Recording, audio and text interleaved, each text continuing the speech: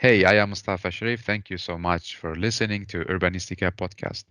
I'm looking forward. This episode gonna be super interesting. We're gonna talk about biking culture and smart cities.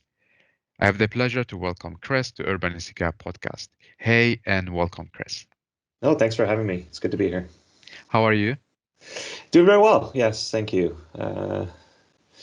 Lots changing around us in the world, and some bad stuff and some good stuff. But obviously, we're here in Delft, seeing a light at the end of the tunnel Yeah. to this Corona situation.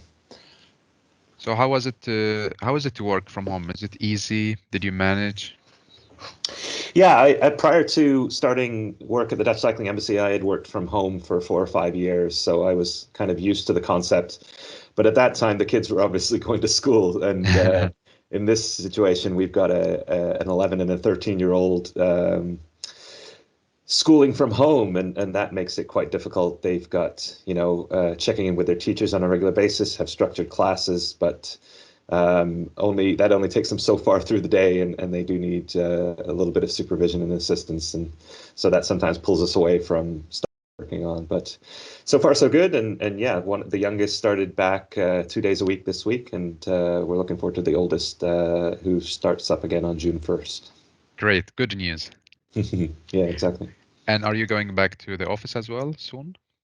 Yeah, the public transportation system goes back to regular schedule June 1st, and our office is located about 70 kilometers away in Utrecht, so it's about a 45-minute train ride from here.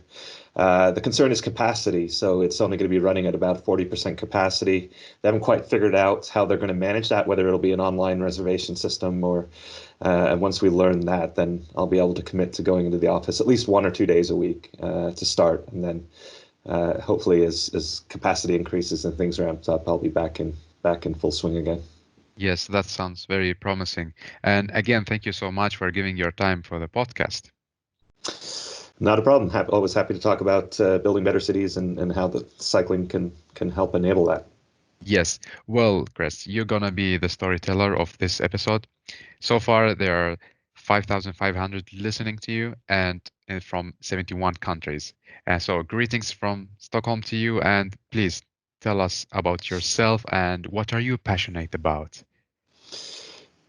Yeah, where to start? I mean, I currently work for the Dutch Cycling Embassy. We're a public-private partnership started by the national government here in the Netherlands, located in Utrecht. I myself live with my family in Delft, but I am not Dutch. I am a Canadian who grew up in the Toronto area, spent the past 10 or 12 years in Vancouver, and we packed up and moved to the Netherlands about a year ago for this kind of dream job situation that I'm currently working in, and it grew out of the activism work that my partner Melissa and I were doing, kind of on our evenings and weekends, in trying to influence the cycling culture in Vancouver. It brought us to the Netherlands to write a series of blog posts that kind of snowballed into a book that was published by Island Press at the end of 2018. It's called Building the Cycling City, the Dutch Blueprint for Urban Vitality. And that kind of inadvertently transformed Melissa and I into international ambassadors for the Netherlands as a couple of Canadians, which was quite strange. But we were lucky enough to travel the world with this book and teach cities what's so great about the cycling culture here in the Netherlands, how it can help them become better places to live, work, and play, and give them examples of other cities, perhaps more car-dominated cities, that have recently started along their journey towards becoming cycling cities, like our hometown of Vancouver, like New York City, like Austin, Texas, that receive inspiration and guidance from the Dutch, and are implementing some of the lessons and the concepts that we talk about in the book. Yeah, what a great story, and I would love that we dig deep in each chapter of it. So, what made you be a biking activist? Can we call you like this? Yeah, I mean, I tend to bristle at that word activist. I mean, at the time, Melissa and I are not trained engineers, transport planners, or anything of the like. We were just people that were cycling around Vancouver at the time. The mayor was implementing really positive changes to the streets, great cycle lanes, traffic calmed, bikeways, and we were experiencing our own challenges and our own joys, and trying to communicate that over social media. And that evolved into writing a series of blog posts and creating a series of films. But it was all about looking at the city from the user perspective rather than the kind of top-down planner engineer perspective, and how these systems and concepts can be implemented to improve people's quality of life. Yes. And today I would love that you inspire us with your magic about how do we change the mindset so we got this into this biking culture. So we can start from Netherlands. Who is biking in Netherlands? Only adults, or we can even see kids? Yeah, it's not hyperbole to say that virtually everyone cycles in the Netherlands, and it's I think one of the things that people notice when they first visit here is it's not just the fit, the brave, the young and the middle aged. It is the elderly. People cycle here into their 80s and 90s. People with physical disabilities cycle. People with children cycle. The children themselves are on a bike at 4 or 5 years of age, and there really is the rich cycle, the poor cycle. I mean, it's really an egalitarian mode of transport that everybody has access to, and something like 84% of the country cycles at least once a week. So it's really kind of been a culture that's been created over decades of investment in their streets, and a very careful selection of priorities, shall we say, to not put car traffic at the top of the transportation hierarchy, but actually at the bottom. And a lot of cities and regions and countries talk about that concept, but very few actually implement it and make those difficult decisions. And the Netherlands was luckily one of those countries that did about 50 years ago, when the rest of the world was headed in a very different direction. So you mean this culture was created by the infrastructure, the physical infrastructure? Yeah, I mean, it never really went away, to be fair. I think, and places around the world had a cycling culture up until the Second World War. If you look at photos of most American, Canadian, Australian, New Zealand cities, most European cities, people were cycling in mass numbers until around the late 1950s, early 1960s, when the engineers and the economists kind of hijacked the transportation planning profession and made the case that the economic prosperity and the modernization of cities relied solely on the free access and reign of the motor vehicle. And as a result, people abandoned their bikes and hopped into their cars because that's the way their streets and their cities were being designed. And they lost generations to the automobile. There's no doubt that the Dutch cycling numbers dropped off a little bit, but they recovered, or they declined less rapidly than other places around the world, and bounced back much quickly. So they didn't lose those generations of people cycling, and it was passed down from father to daughter, from grandparent to grandchild. And as a result, cycling here is not seen as a lifestyle or a political statement or anything. It's just, as we like to call it, walking with wheels. It's the bikes here are really rusty and old and under maintained, and they're not painted or considered part of a person's personality. They just ride these plain black utilitarian bicycles to wherever they're going and use the bike as a tool to kind of walk around their city with a slightly faster pace and a more efficient machine that helps them along the way. Yeah. So basically, cycling is a part of the daily life. It's not something special. Oh, today I'm going to bike, right? No, exactly, but it's a choice that people make as a result of the way their streets and cities are designed. This is not the Dutch don't care about the environment or are more morally superior to the rest of the world. These are choices that the engineers, planners, politicians made to make the bicycle the first choice and the easiest choice, and to make driving, a little bit of a difficult choice because it's expensive and you have to go kind of these circuitous routes around the city. Whereas the bicycle is made the more direct and convenient and comfortable mode of transport. Yeah. And do people bike only, let's say, from A to B, like from home to their work, or they use it in other for other activities as well? Yeah, I think the trip to work is probably one that not a great number of Dutch people make because they do statistically work a significant distance from their office. So in that case, a lot of Dutch people will drive or take public transportation, but it is really the everyday trips that you see people out on bikes for. So they're going to the market in the city center, they're going to their hairdressers, their doctor's office, picking their kids up from school, going to a friend's house, going to a restaurant or cafe. Virtually everything is done on a bike here, and as a result, the bikes are kind of kitted out with these extra racks and crates and pannier bags to haul modest amounts of freight. So a couple bags of groceries that'll get you through the next couple days. A bouquet of flowers, whatever you happen to need for the day. And it's really something that to see the way that the bicycle is ingrained in their everyday life, and they don't think anything about maybe going to the hardware store and getting some long pieces of wood and then cycling with them under their arm. I mean, we're continually blown away by the things we see people carrying by bike here.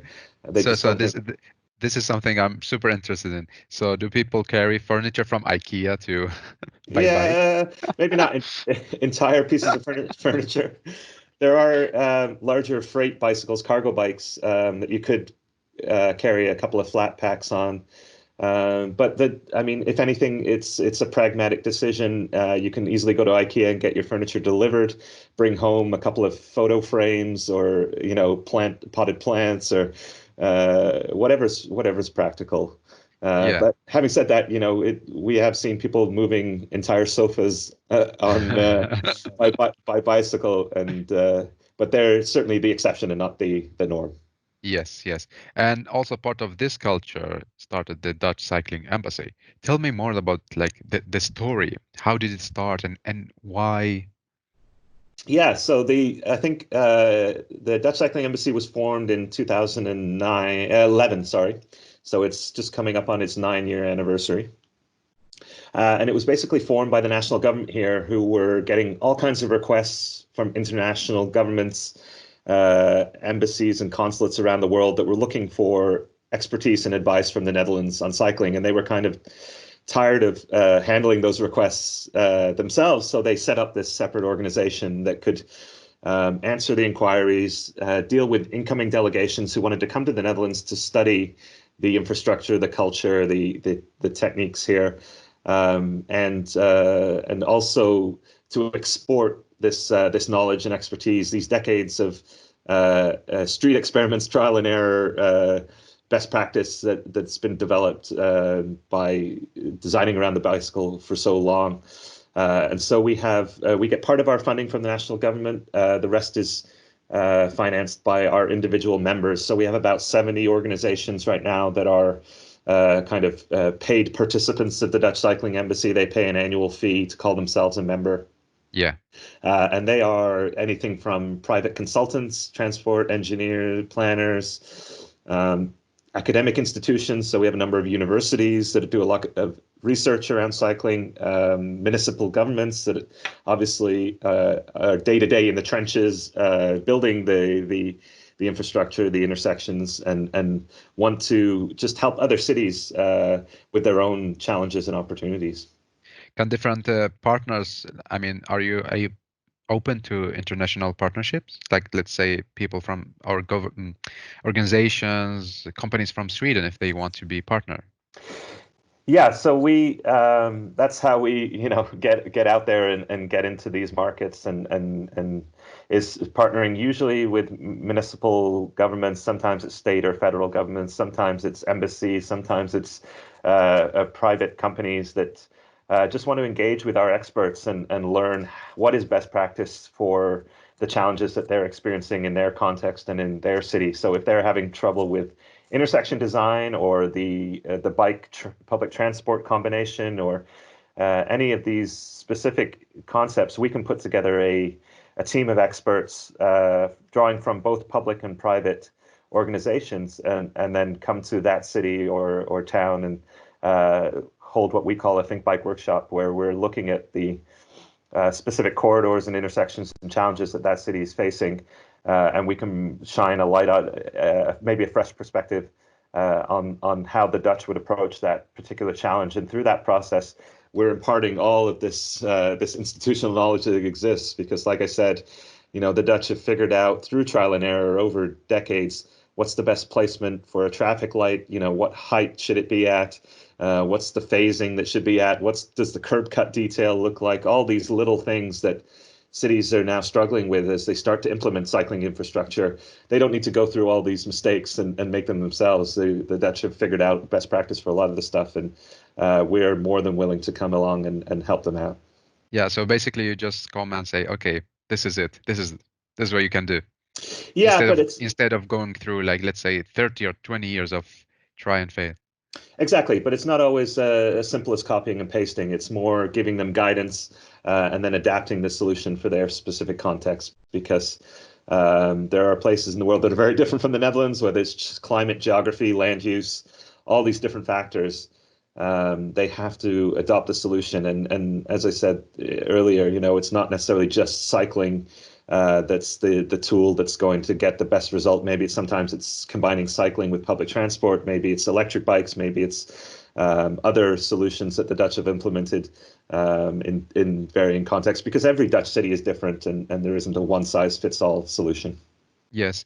And if I might ask you, what are the key elements that make biking culture so successful in Netherlands? We talked a bit about the physical urban planning. Yeah. Yeah.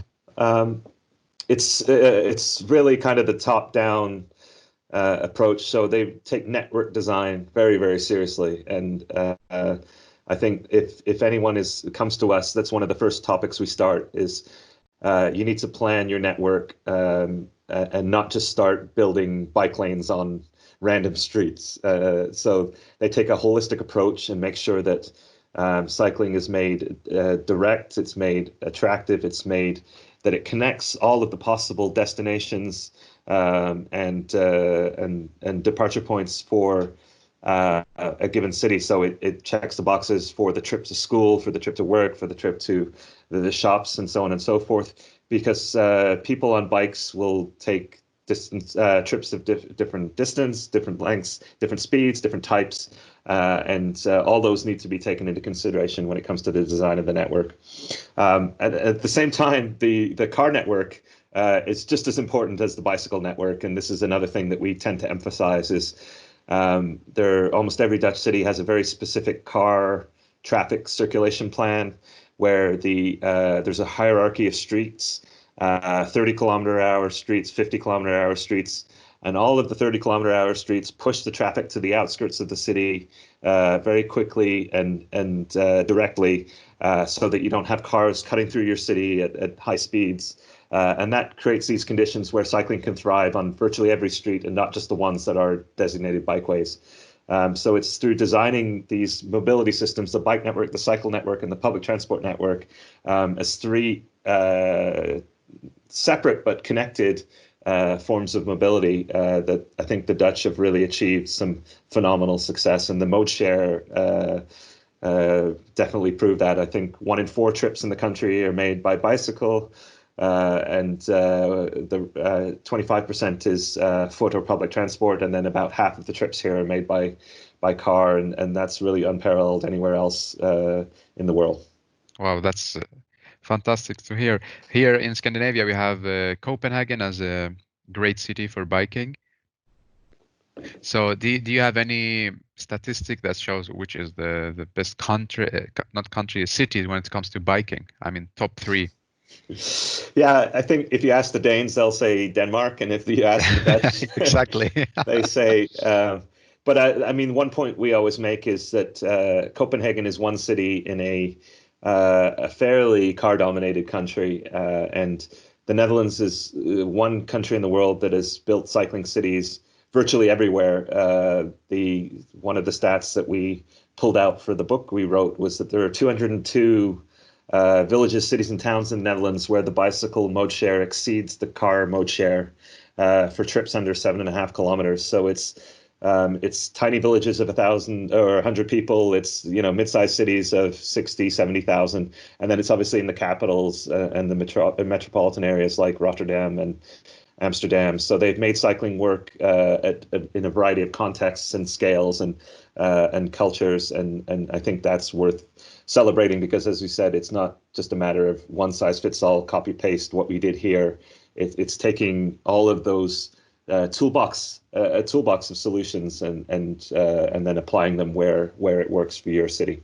Yeah, I would love to hear your reflection about because in some countries, biking is for poor people, cars for the rich people. So, what do you think about this mindset? It's unfortunate, and it's not something that's going to change very quickly. The car industry is such that they've have the resources to spend billions, if not trillions, on selling this lifestyle of unlimited mobility and freedom, and I think people who end up buying into that lifestyle find out very quickly that it's not all it's cracked up to be in terms of the additional costs, the danger, the stress involved, and ultimately the impact that car has on the city around it. And I think we're just beginning to understand in terms of air pollution, noise pollution, the impact on our social connection in our neighborhoods, the all these externalities that the car brings. So our challenge as cycling activists or advocates is to make the case that the bicycle is a lifestyle that's worth pursuing. That it's not an instrument of poverty or something that demonstrates that you are of lesser means, but it's something perhaps that you are proud to ride, that you're consciously choosing the bicycle because you want the freedom, the unlimited mobility without the additional stress and cost and that come around the automobile. So it's not necessarily maybe making it about cars versus bikes because again, there's all these other modes of transport that we should be encouraging. But at the same time, like I said, our challenge is now making people choose cycling as perhaps a lifestyle choice. But ultimately, it comes down to how their streets look because they're not going to cycle with 6 lanes of traffic. They're not going to cycle if there's no place to park their bike at the end of their trip. Cities and governments need to take the lead and make that cycling choice as practical and as attractive as possible. And I think a lot of people who maybe grew up on a bicycle and remember the freedom that it brought them at such a young age and can rediscover that feeling if the conditions are made suitable in their city. Yeah. So basically, what you tell is the responsibility, government should take the responsibility. They have It, to, yeah. They are the ones that have built their cities around the automobile, and they are the ones that are going to undo that damage. That's not to say that advocates and activists can't play a role. We would certainly encourage anyone who's passionate about making their city a better place to connect with like-minded people in their city, organizations that are pushing for change, and to support the politicians that are trying to make those changes. Because, as you can probably attest, it doesn't come without controversy and outrage and backlash from the car lobby, who see this as a zero-sum game. That when space is being taken away from the car, that they're ultimately the ones losing. But that's another story we need to tell. Is at the end of the day, for every short trip that's being made by foot or bicycle, it's one less car in front of the people that want and need to drive. And the fact that the Netherlands is also not just a great place to cycle, but also a great place to drive, Another study we pulled out for the book was that Waze, the driving app, named the Netherlands the best place, the most satisfying place in the world to drive a car for 3 consecutive years, 2015, 16, and 17, specifically referencing its smooth traffic conditions, because again, the car is a choice that people have, but when they have other options, they're perhaps more likely to choose them for shorter trips, and that frees up precious space, road space for people who want to drive and people who need to drive. Yeah. And what tell me more about the book, Building the Cycling City. What stories are you bringing up? Yeah. So the original intention when we approached Island Press was to tell the story of 5 cities in the Netherlands that had changed direction, and gone from fairly car-dominated places to true cycling cities, and they were um, Amsterdam, Utrecht, Groningen, Eindhoven, and Rotterdam. And Rotterdam, I think, is a particularly compelling case study because it was completely leveled by the German bombs during the Second World War, and rebuilt after that around the car. So it has these broad, wide thoroughfares, these tall buildings, this separated land use patterns that separate commerce from residential from uh, business, and so it feels very much like a an American city. At the time, they referred to it as the Chicago on the Mass River, the planners, and like most Dutch cities in the 70s, it faced multiple crises. The big ones being the OPEC oil crisis, where fuel was being rationed, and they had a series of car-free Sundays that opened up the streets to people. And they had a road safety crisis that was killing thousands of people and hundreds of children each and every year. And as a result of those two crises, most cities across the Netherlands changed their direction and started building more space for walking, cycling, and public transport. Um, so the intention was to tell those stories of how those historical events happened. But Island Press came back to us and challenged us. Okay, that's fine, but you have to make it relevant to 21st century cities, and show how those lessons, those examples, those concepts are being applied in other places. And so we pursued storylines in, like I said, our hometown of Vancouver, but unlikely places like Austin, Texas, Atlanta, Georgia, where that have learned ideas from the Dutch. Some of them have even engaged with the Dutch Cycling Embassy on their walking and cycling master plans, but are starting to build out these networks, and they're in very early stages. But there's examples, and I think push back a bit on this idea that the Netherlands is its own unique ecosystem, and no one can learn anything from it, and nobody can copy what they've done, because but we in the book outlined 10 cities that are doing exactly that, and they're, like I said, they're earlier in their journey, but they're well on their way now to building out pretty robust walking and cycling networks. Yeah, super interesting book. Is it available in different languages or just in English?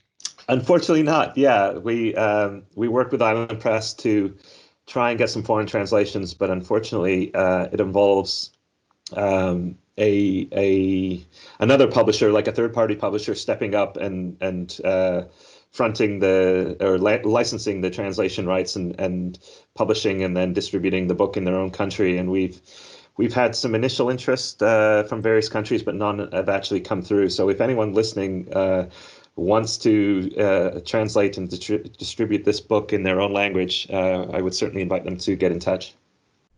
Amazing. Chris, smart city. So tell me, how do you define a smart city?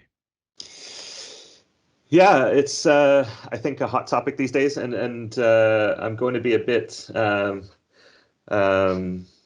counterintuitive, I think, and not talk about technology, because I think too often the focus is on how technology can make our cities better, and I don't want to dismiss it outright, because there are certainly technologies that can. But I fear and I worry that in the name of progress, in the name of the next shiny object, the Hyperloop, the whatever autonomous, connected, self-driving, flying vehicle, that we are ultimately going to lose sight of what's important, and that's giving places in our cities for children to roam freely, for neighbors to interact with each other, for people to walk into the city center and to experience their city at a human scale, spend money at a local business, sit and have a drink or a meal on the terrace. These are all things that Dutch people enjoy on a daily basis, but it's all a result of keeping the car and the technology at arm's length and resisting this urge to continually modernize and improve ourselves. And I actually read an article recently from Silicon Valley that referred to the retro bicycle coming back as a result of Corona crisis. I think that ultimately really sums up the attitude of Silicon Valley and other entrepreneurs and innovators and unfortunately some politicians, that the bicycle is this 125-year-old technology that people have moved past and forgotten about and aren't interested in revisiting. The same could be said for the tram as well, and Yeah. we know what light rail can accomplish nowadays in the 21st century. But these are being forgotten for the pursuit of, self-driving shuttles and buses and ride-hailing and all these new-fangled things that are ultimately, I think, going to make our city more congested, more exclusive, less accessible to people of less economic means, less equitable, honestly. And So a smart city is maybe something that resists the common practice that this idea that cars equal economic vitality, and look at other ways at bringing more of a human touch to their cities.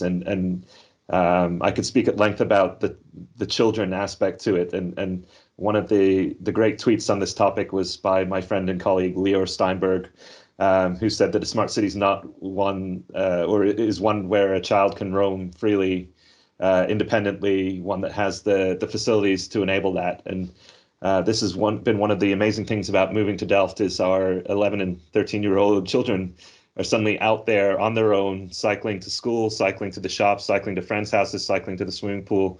And they enjoy this new autonomy and freedom and independence that I think every children should have, but we've unfortunately designed it out of our cities as a result of trying to make them smart, if you will. So, Yeah, uh, you know what, Chris? This is a completely different answer from what I get in the previous 65 episodes about smart cities. So it's very interesting, and thank you so much for sharing this point of view about what is a smart city. my pleasure. I don't want to be one of those kind of those people talking about Activists. the good old days, but really, I think our cities would do ourselves a lot of favors if we look back and revisited some of those older technologies rather than looking ahead and at the next shiny object that promises to transform our streets or whatever. Yeah. What do you think about because recently, I guess you also in Netherlands have this electrical scooters, or what do you call them? Yeah, they're electric kick scooters, they call them. Yes, Yeah. yes. Do you think it's something promising and we keep going to take it? It's interesting. They're actually illegal here in the Netherlands. So they've been the national Oh, government not knowing how to regulate them and not wanting to further congest the cycle paths has just put a outright ban on their sale and usage. Um, but having said that, I think again the Netherlands may be a bit of a different situation. There are other places, more car-dominated contexts like Los Angeles, like Berlin, that are embracing these scooters. And as far as I'm concerned, if they're replacing car trips with something a bit more, a bit slower, a bit more scale appropriate, that doesn't, if somebody's going to choose this instead of a Uber or Lyft or a taxi or their own car, then that's certainly a win. I think the challenge has really been on providing parking facilities for these scooters. because cities are quite hesitant to reallocate car parking space away from private cars on the streets. The scooters themselves are cluttering up the footpaths and the public spaces, and that's the challenge. So I think some cities, Washington D.C., I saw recently, have tried to create these kind of parklet on-street facilities where they remove one car parking space per 100 meters or whatever it is to allow for scooter and dockless bike parking. And that's certainly one situation that, or one scenario that where there's a solution. But I'm not, dogmatic when it comes to the bicycle. If people want to ride scooters, if people want to ride whatever mode of transport that works for them, but ultimately that choice needs to be made easier by the city officials. Yes. Interesting, because here in Stockholm we are actually doing almost the same, that we are taking off one car parking and give it to the scooters, and also we are providing with the charging stations. But still you can see them like all around the city, in a kind of messy way, like just thrown down. And so yeah, it's interesting if this is going to be the future of mobility or short distance mobility. So well, Chris, it was so I'm so happy to talk to you. I'm so inspired. So again, thank you so much for giving your time and sharing your experience and knowledge with us. No, it was my pleasure. Always happy to chat. And now, so how would you like to summarize what we talked about in three takeaway messages to people listening to you and to Urbanistica podcast?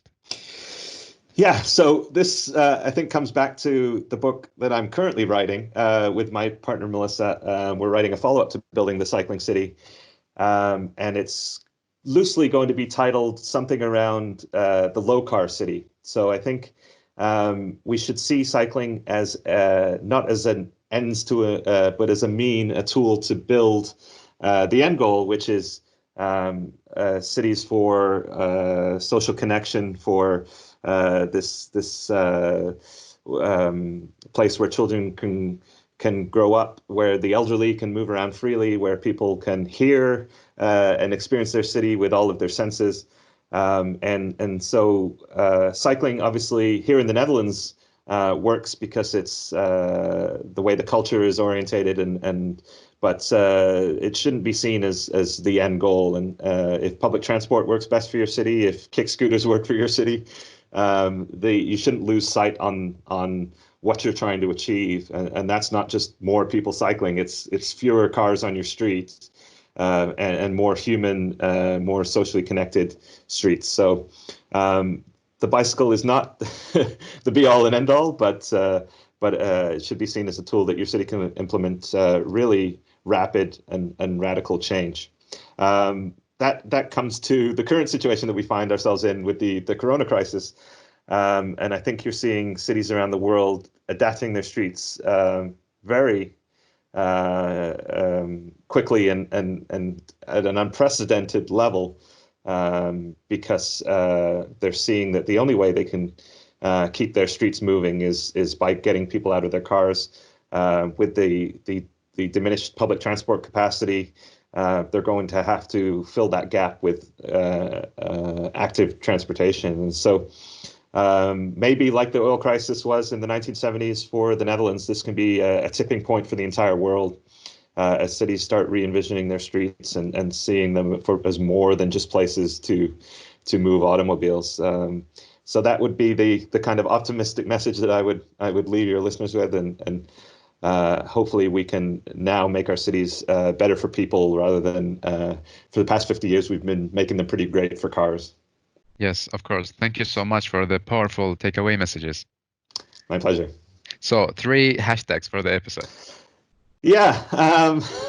Well, I would say, hashtag low car city, hashtag cycling city. I mean, the two are interconnected. And the other one I would use, and this is a topic we wrote about in chapter 5 of the book, is hashtag demand more, and that city officials are headed the right direction, but the citizens, the activists, the organizations that want to see change in their city need to demand more from their elected officials.